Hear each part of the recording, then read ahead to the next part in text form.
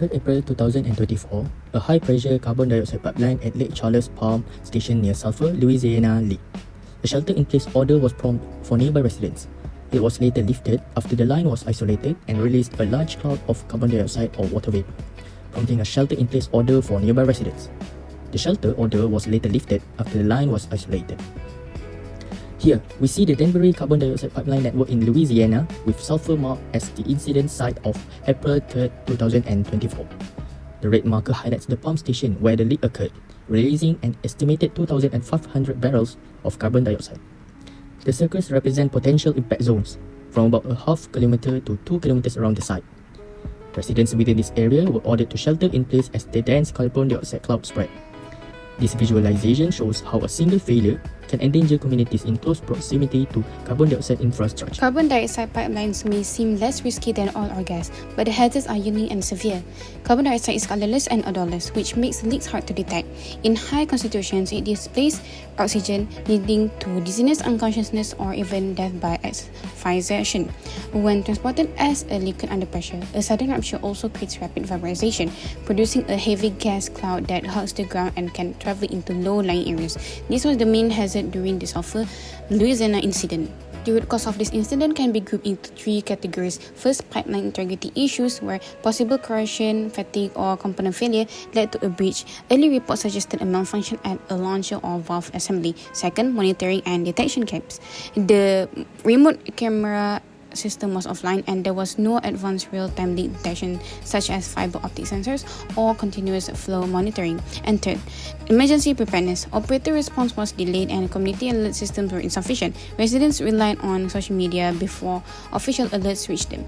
The deviation was a sudden loss of containment combined with failure of safety barriers. Instead of immediate detection and automatic isolation, the leak went unnoticed for too long. This gap allowed a massive release to escape before the pipeline could be shut down.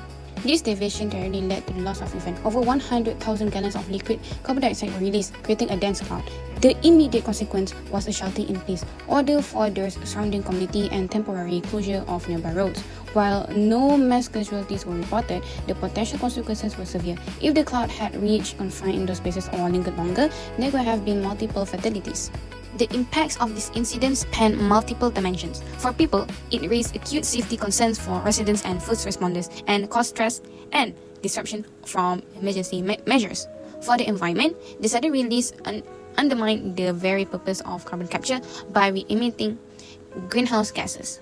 Operationally, the pipeline was shut down for investigation, leading to financial losses and reputational damage to the operators. And finally, for regulators and the public, it highlighted gaps in current standards for carbon dioxide pipeline monitoring and emergency preparedness. The incident became a wake-up call. CCUS infrastructure cannot simply copy hydrocarbon safety models. It requires its own robust standards. Pipelines may look tough, but their weakest point are the joints involved. Just like a car's tires on a long journey, if one fails, the whole system is at risk. That's why we designed the rapid seal system. We use double containment flanges, which act like having 2 tires instead of 1. So if one fails, the second holds. We add Rhapsody thin safety pads that release pressure safely before the pipe itself breaks. And finally, we install automatic isolation valves that slam shut the moment pressure suddenly drops, cutting off the leak before it becomes a disaster. Underground wells are the gateways for CO2 storage, but corrosion is their hidden enemy. To defend them, we designed the well shield system. When CO2 is injected underground, it often carries tiny amounts of water.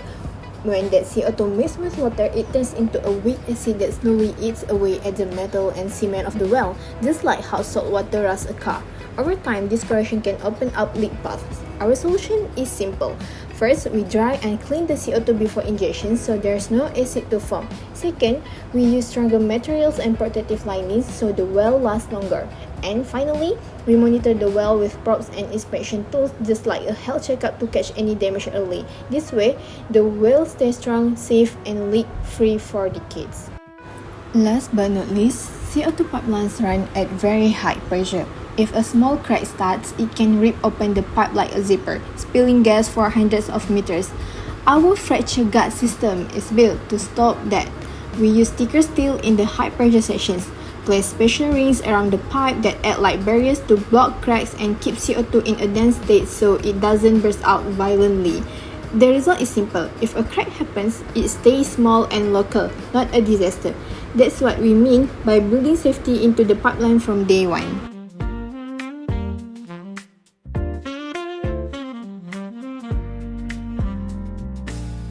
Soft lights and breezy nights, the mood is set, the jazz ignites. The saxophone whispers in the